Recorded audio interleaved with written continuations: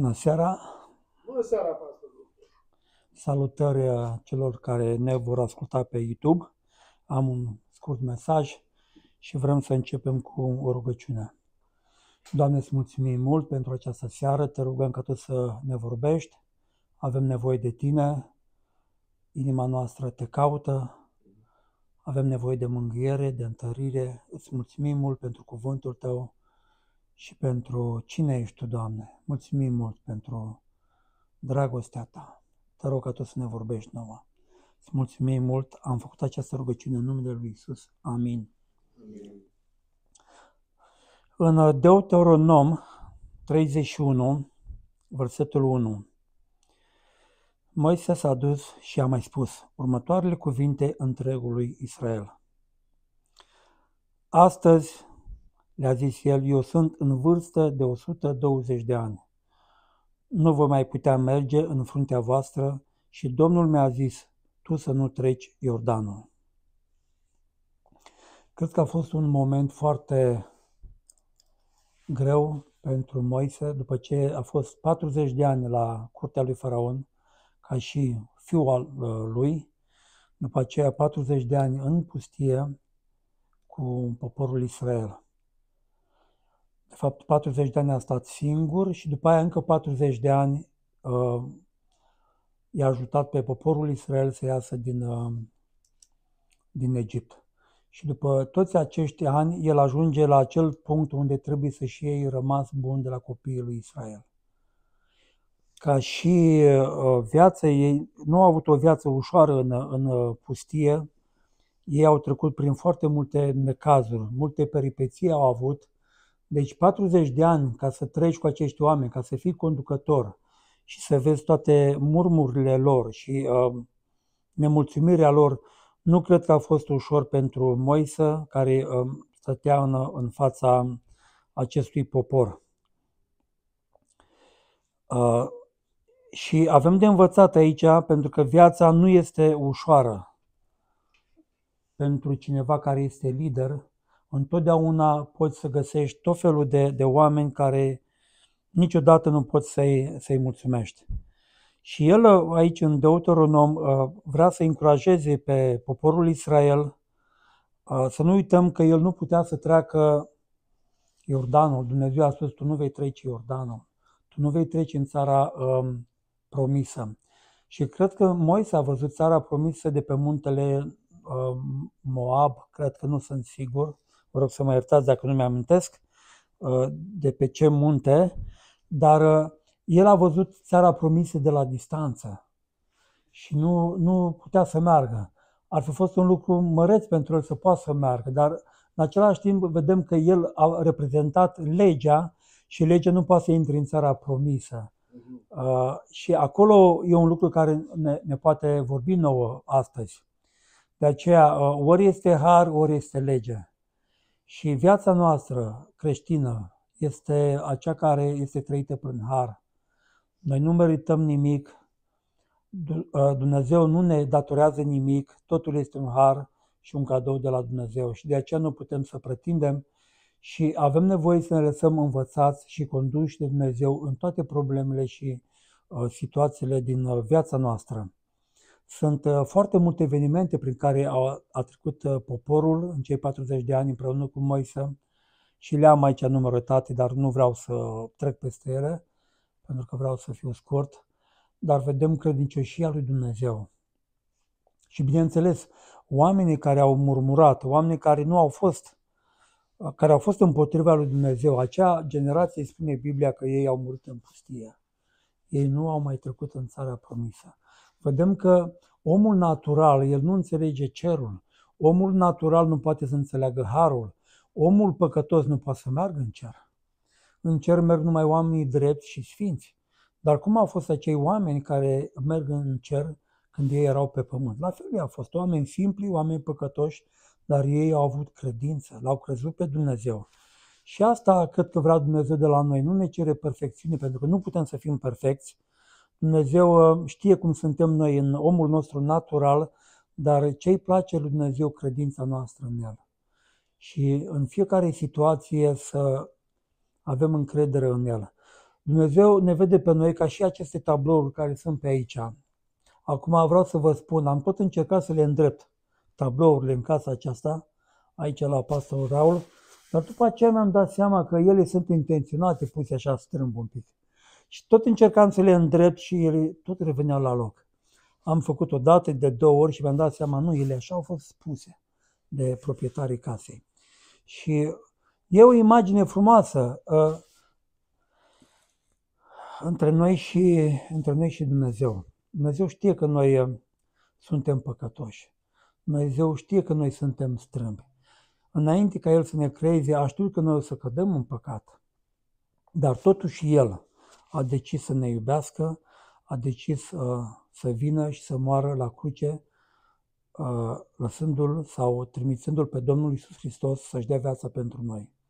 Și asta arată o mare dragoste, un mare sacrificiu din partea lui Dumnezeu pentru noi oameni. Știind că noi suntem strâmbi, știind că noi suntem păcătoși, El a mers mai departe și și-a dat viața pentru noi și este fără a aștepta un răspuns din partea noastră. Deci Dumnezeu, El nu s-a gândit, ok, o să merg la cruce, o să-mi dau viața pentru omenire doar dacă ei răspund. Nu, El a luat un risc. Voi merge pe pământ, o să iau un trup omenesc, o să fiu ca oameni, dar fără păcat și fără să știe ce va răspunde oamenii. Și din nefericire sunt mulți oameni care nu răspund acestei inițiativi pe care Dumnezeu a arătat-o față de omenire și din fericire, zicem, sunt puțini oameni care răspund acestei dragoste pe care Dumnezeu a inițiat-o. De aceea Dumnezeu, El a mers până la capăt și El prin Sfânta Scriptură ne-a arătat o mare dragoste față de noi. Scriptura este ca o scrisoare de dragoste. Și mă gândeam, aș da probabil un exemplu, oameni care, chiar 2 pot să dau, oameni care au mers până la capăt, chiar dacă ei și-au dat viața. De exemplu, Sfântul Petru și Sfântul Apostol Pavel, acești oameni au murit ca martiri în timpul persecuției în Roma de către împăratul Nero. Știm că Petru a fost crucificat, a ales să fie crucificat cu capul în jos, pentru că nu s-a găsit vrednic să fie crucificat cum a fost Domnul Iisus Hristos. Și despre Apostolul Pavel se pare că el a fost decapitat la Roma. Și un alt exemplu din perioada medievală, Sfântul Bonifaciu, cunoscut ca apostol al Germaniei, a fost martirizat în anul 754 în timpul unei misiuni de evangelizare. Și bineînțeles că în istorie sunt foarte mulți oameni care au mers până la capăt, chiar dacă au plătit cu prețul vieții lor. Și acești oameni nu le-a fost frică de moarte, ci au mers din cauza dragostei, din cauza chemării, au mers până la capăt. Și mai există un preot care, hai să vedem dacă îl găsesc în notițele mele. Ok, l-am găsit. Maximilian Kolbe, Sfântul Maximilian Kolbe, preot franciscan polonez, s-a oferit voluntar să ia locul unui deținut condamnat la moarte în lagărul de la Auschwitz, murind în 1941. Cum e posibil acest lucru? Înțeleg că Dumnezeu face lucrul acesta și a demonstrat dragostea Lui la cruce, dar când oamenii fac acest sacrificii, să ia locul unui deținut, să moară el, e ceva asta. Asta ne spune că numai un om care trăiește cu Dumnezeu, un om care a înțeles dragostea lui Dumnezeu, el a mers până la capăt. Și avem de învățat de la acești oameni și bineînțeles Scriptura este cea care ne învață. Și Moise, după toate peripețiile care le-a trăit cu poporul Israel, el fiind la capătul liniei, știind că nu poate să treacă în țara promisă, el spune niște cuvinte de încurajare pentru poporul Israel. Deci Deuteronom 31:3. Domnul Dumnezeul tău va merge El însuși înaintea ta, va nimici neamurile acestea dinaintea ta și vei pune stăpânire pe ele.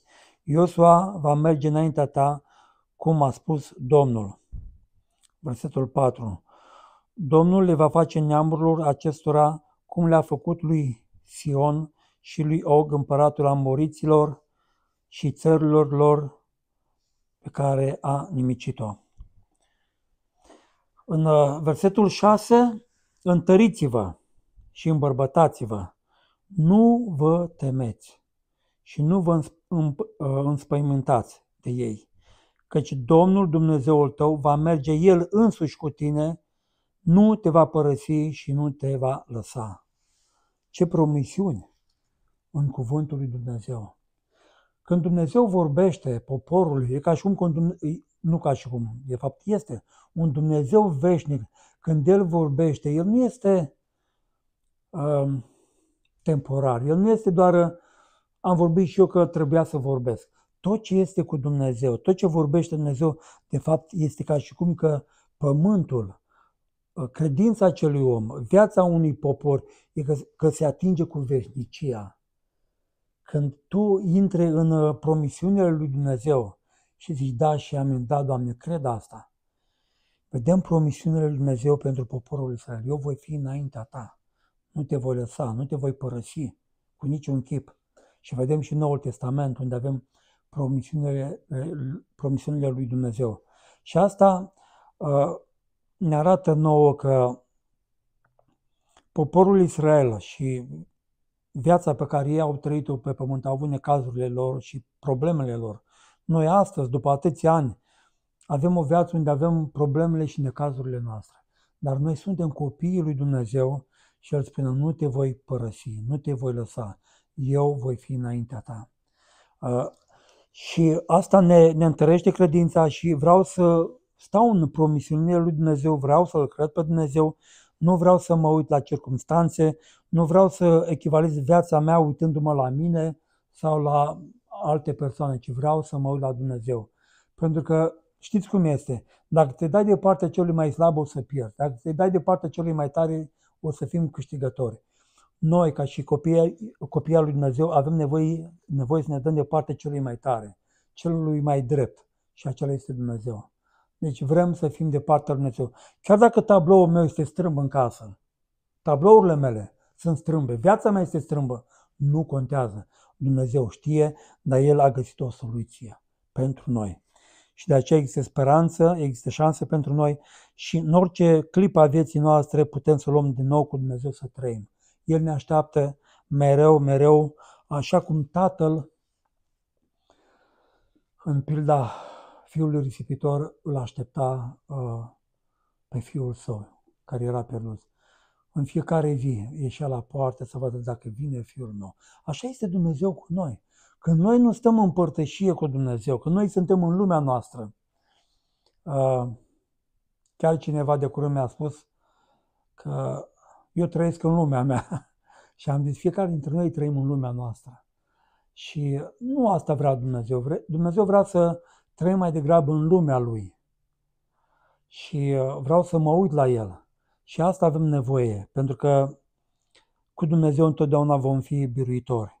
Da, sunt strâmb, sunt păcătos, am greșeli în viața mea, dar Dumnezeu, asta contează, dar Dumnezeu a zis, dar Dumnezeu a spus, dar Dumnezeu a făcut.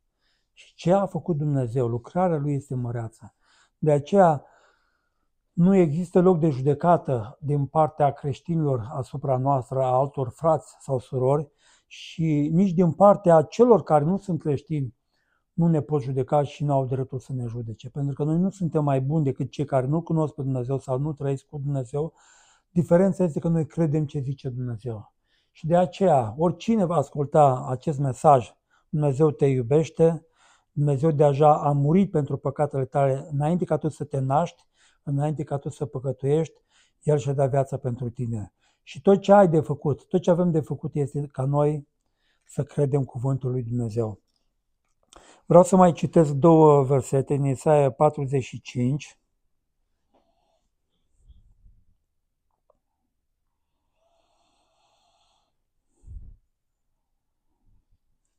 Aveți un pic de răbdare, vă rog frumos, cu mine.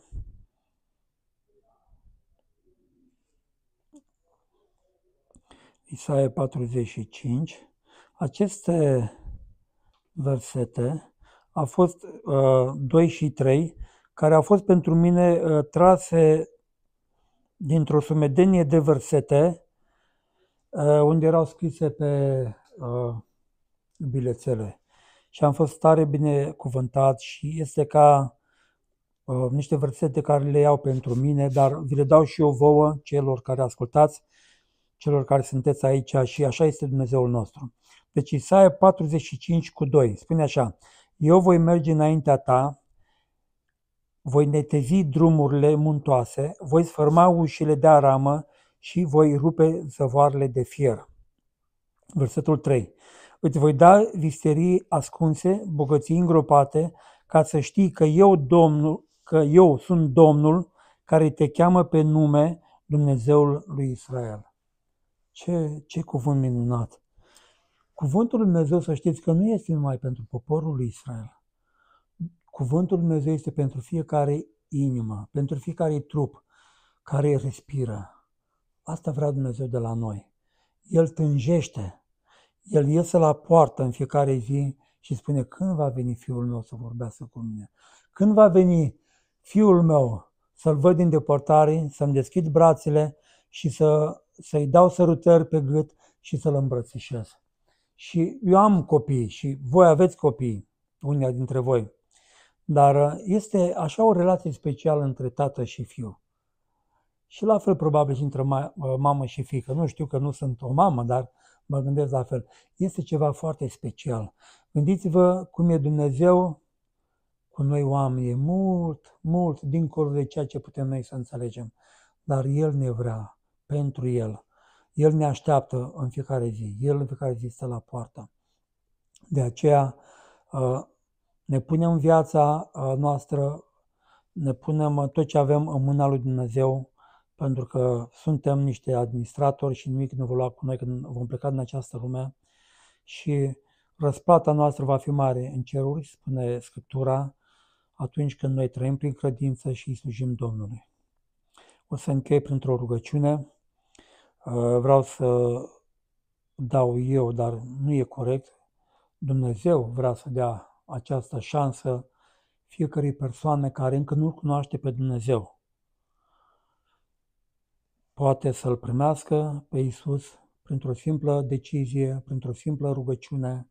Dumnezeu îți vede inima, Dumnezeu îți cunoaște gândurile, nu te poți ascunde de ele, dar poți acum, în timp ce asculți, să te rogi împreună cu mine și să spui: mulțumesc, Tată din ceruri, că Tu L-ai trimis pe Iisus ca El să-și dea viața pentru mine. Cred acest lucru din toată inima, ajută-mă să cred în Tine, din toată inima. Mulțumesc că Tu poți să-mi ierți păcatele și că Tu poți să-mi dai viața veșnică. În numele Tatălui, al Fiului și al Duhului Sfânt. Dacă te-ai rugat așa, sincer, înaintea lui Dumnezeu, Scriptura spune că ai devenit copilul lui Dumnezeu odată pentru totdeauna.